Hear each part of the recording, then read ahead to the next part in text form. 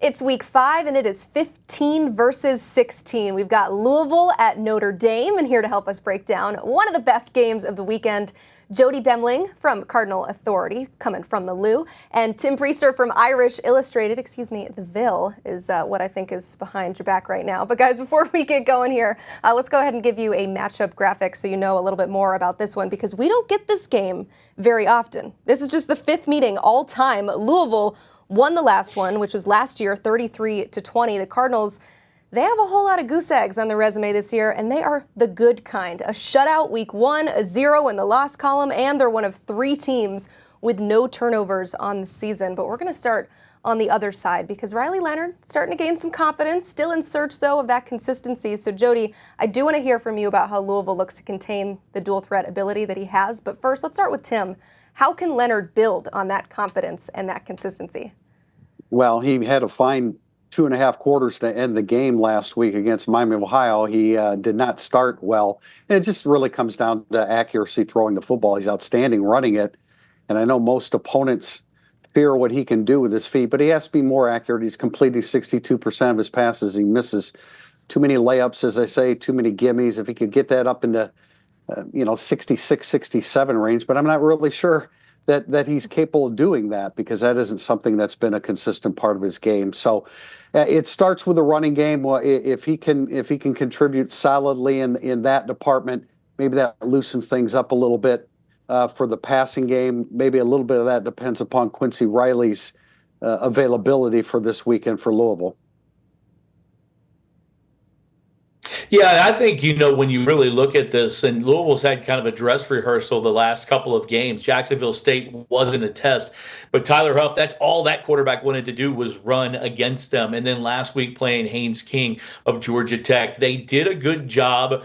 For the most part, Haynes King did get loose on them, but that's what they're focused on, and that's really what the Louisville defensive coaches are worried about is the fact that they want to take away his running ability. Now, an interesting little note is Louisville played Riley Leonard last year. Now, he was at Duke. It's totally different Louisville defense.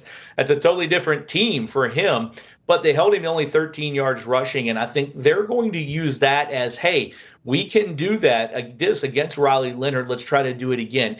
A big key for Louisville will Quincy Riley play this week? He suffered an ankle injury last week in the game. He's questionable to play. At this point, midweek, we don't know. We just really don't know. And I don't think Jeff Brum's going to know until game time. But that's going to be a big key as far as trying to stop Riley Leonard, not letting him pass and controlling him in the running game. Also could be some gamesmanship there. Just full disclosure, we are recording this on Wednesday, so when you watch it, you may know his status, but at this point, Quincy Riley still up in the air. A similar question here, but on the other side, Tyler Shough is perfect to start the year in the turnover column. So Tim, I want to know how Notre Dame plans to make life difficult on him and change that stat. But first, Jody, how has Shough fit in to this offense just so seamlessly, it seems like? Well, he's such a veteran guy. Look, this is a guy who's in his 7th year. I mean, he's played a couple years at Oregon. I mean, he's played at Texas Tech. He's been injured, though, knock on wood. Everybody, when they talk about Tyler Shough, everybody knocks on wood around Louisville because he's been injured before the last 3 seasons. And this year, he's got some weapons around him. He's used that experience that he's gotten from those other places. 8 touchdowns, no interceptions. They have not had a turnover this season on offense. And he has just used his veteran, the moxie that he's got, the experience that he's had over time to really kind of take this offense and move it forward. Jack Plummer did a good job in Jeff Brom's offense last year. Tyler Shough is making more throws and has done a better job so far through 3 games.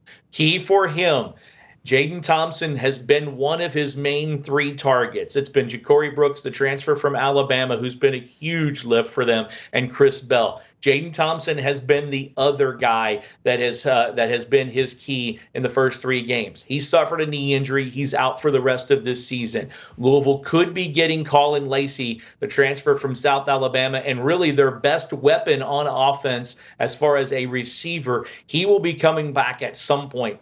Will it be this week or will it be next week? We still don't know that, but Tyler Shough, so far, the weapons around him, he's been solid. Well, Tyler Shough has been very impressive from what we've seen. Big guy, 6'5", 230 pounds. And if he has a clean pocket, he's going to deliver the football on target, which is, contrary to what Notre Dame's been seeing with their quarterback, Riley Leonard. Really impressed with Ja'Cory Brooks. That 57-yard touchdown reception where he was interfered with and spun around was pretty ridiculous. And Chris Bell's been really good. The last thing Notre Dame needs is for Colin Lacey to be coming back this week. I doubt that he is. I guess Jody would know better. But yeah, this and Jane Thompson's been really good for them. There's no doubt about that.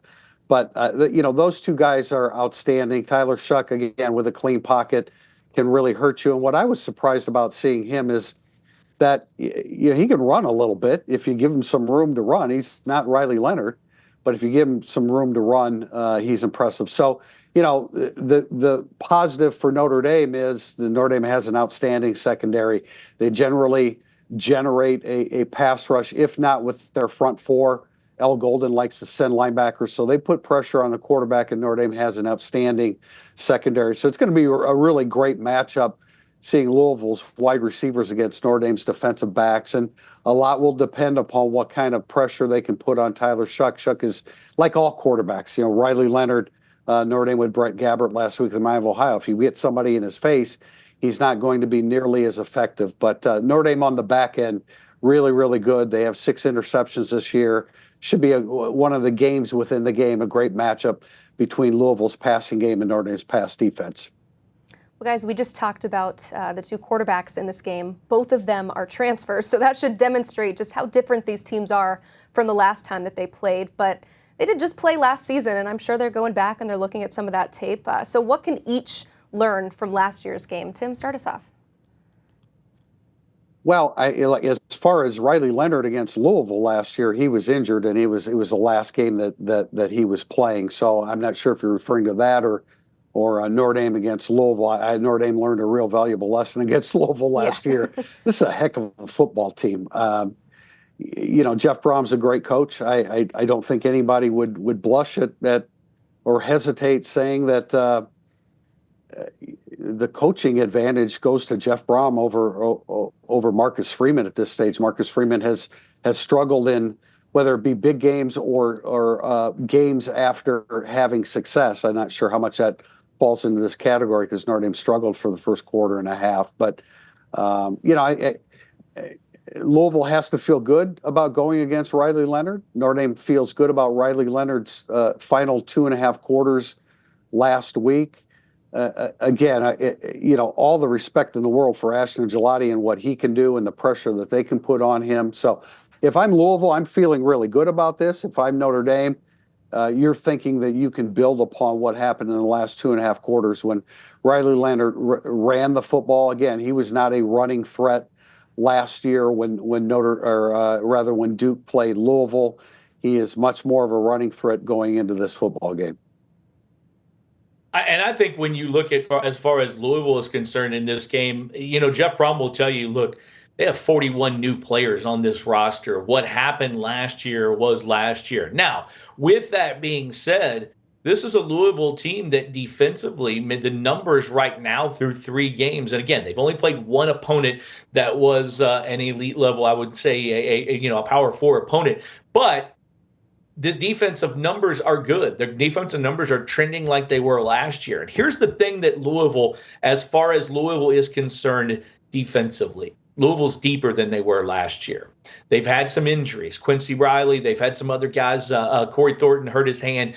They've got other guys that have been able to step up. They've got guys that they're rotating in there. They've got a deeper team defensively this year than they did last year. They might not be better than they were last year. That still remains to be seen, and we've got a lot of the season left, but they're deeper. And I think they learned last year from that Notre Dame that they rotated some guys in there, and they really kept Ashton Gelati and Quincy Riley and those guys fresh in that game last year. It was at a point in time when they weren't injured. After that Notre Dame game last year, the team suffered some injuries and some things, and it kind of went downhill the last 3 games. But I do think defensively that this Louisville team is deep enough to hang in there with Notre Dame and kind of do what they did last year. All right, guys, we always end on this fun one. We simulated this game 20 times on EA College Football 25. And for the first time this season, we are here in week 5. We have a perfect 10-10 split. There's always one team that has a few more wins, but this time the video game doesn't know what to do with this one. So for each team, let's start with Louisville. Hey, Jody, what is the biggest key to pulling out a win in this real football game? I would be the same way. It'd be 10 out of 10 if I look at it. But I do think for Louisville, the biggest key for them, defensively, they're going to do what they do. To me, the biggest key is not anything to do with Tyler Shough. It's to do with the running game. When Louisville has been successful with Jeff Brom in the last 2 years, Louisville has been able to establish the running game to make things in the passing game a little bit easier. Last week against Georgia Tech, they didn't run the ball very well, and they struggled for a little bit to move the ball. They ended up getting a couple of defensive touchdowns to help them. Maurice Turner is out. He was their starting running back the first 2 games. He had an ankle injury. He is out, won't be back for a few weeks. They've got Donald Chaney and Kewan Brown and 2 freshmen, Isaac Brown and Duke Watson, to watch. Those 4 guys are the key. If Louisville can establish something in the run, it makes things a lot easier for Tyler Shough in that offense. Well, from Notre Dame's standpoint, there's no doubt that they have to stop Louisville's run. We saw what Georgia Tech did last week, and Notre Dame, they can give up some yardage in the run game because Al Golden prefers to play nickel when he can, and that leaves you a little bit short in the run game. And certainly, if Notre Dame doesn't stop the Louisville run game, the big play passing game of Louisville is going to hurt them. Tyler Shough's averaging 16.3 yards per completion. So it starts there. I mean, it's a basic thing. And on the other side of the ball, it's very similar. Notre Dame with Jeremiah Love and Jadarian Price, those guys have to run. Riley Leonard has to be able to run as well. That's a big part of their running game. And really, if Notre Dame can't run it, that doesn't allow for much success in the passing game. Riley Leonard needs that to loosen things up on the back end. So, I mean, some of the basic stuff, but when you watch Louisville and their explosive play offense, Notre Dame's certainly going to have to do the kind of job against the run that Georgia Tech did. I was already very excited about this game, now even more so. Thank you both so much for the great breakdowns.